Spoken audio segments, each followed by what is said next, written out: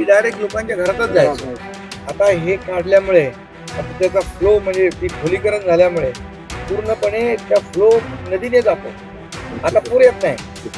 ते पळून केलं.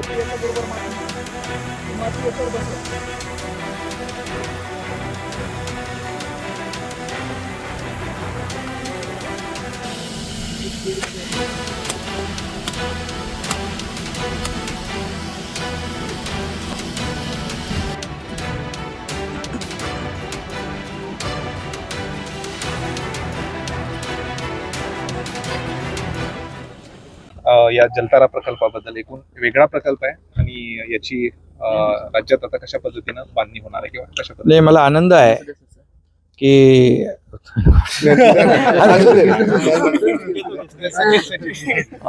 की आज दोन प्रकल्प, एक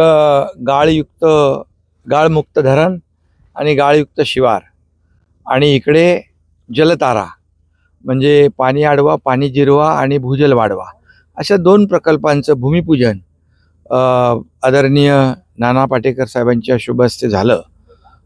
खरं आणि ते माझ्या गावामध्ये झालं याचा मला अभिमान आहे. आणि खऱ्या अर्थाने गाळमुक्त धरणाच्या बद्दल मी बोललोच आहे. म्हणजे एकीकडे स्टोरेज कॅपॅसिटी वाढवणं आणि दुसरीकडे पाण्याचा निचरा होऊन पाण्याची वॉटर लेवल वाढवणं. पूर्वी 50 फुटावर पाणी लागायचं, आता 500 फूट खाली जावं लागतं. त्यामुळे एक जे काही खाली भूगर्भातलं पाण्याची जी काही कमतरता आहे, पाण्याची जी काही लेवल आहे, वॉटर लेवल जी कमी झालेली आहे, या जलताराच्या माध्यमातून, या प्रकल्पाच्या माध्यमातून पाण्याचं आणि शेतीचं पुनर्भरण होणार आहे. आणि त्यामुळे पुरुषोत्तम इकडे आहेत, त्यांनी 200 गावं टँकर मुक्त केली. त्यांनी त्यांचा अनुभव देखील सांगितलेला आहे आणि मी देखील त्यांच्या कार्यक्रमाला गेलो होतो. आदरणीय श्री रविशंकरजी यांच्या आपल्या आर्ट ऑफ लिव्हिंग या संस्थेच्या माध्यमातून बघा, शेवटी सरकारचं काम करतंय.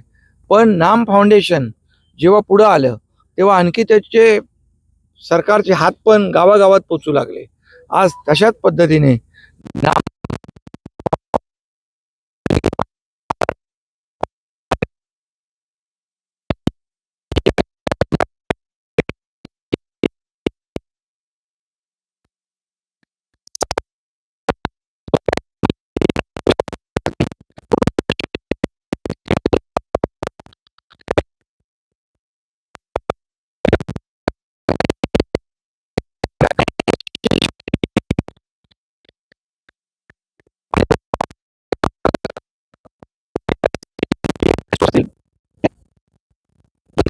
आणि लोकांना पाणी मिळतं. त्यामुळे हा जलतारा जो आहे, पाणी अडवा, पाणी जिरवा आणि भूजल वाढवा, हा देखील एक शेतकऱ्यांसाठी आणि या राज्यातल्या गोरगरिबांसाठी जसं गाळमुक्त धरण, गाळयुक्त शिवार आणि हे जे काही जलतारा आहे, हे वरदान आहे शेतकऱ्यांसाठी. त्यामुळे याची व्याप्ती वाढवत गेली पाहिजे आणि हे सगळं जो काही हा पॅटर्न आहे, याचा रिप्लिका सगळ्या महाराष्ट्रामध्ये झाला पाहिजे. त्यासाठी शासन पूर्णपणे या ठिकाणी या प्रकल्पांच्या मागे आहे.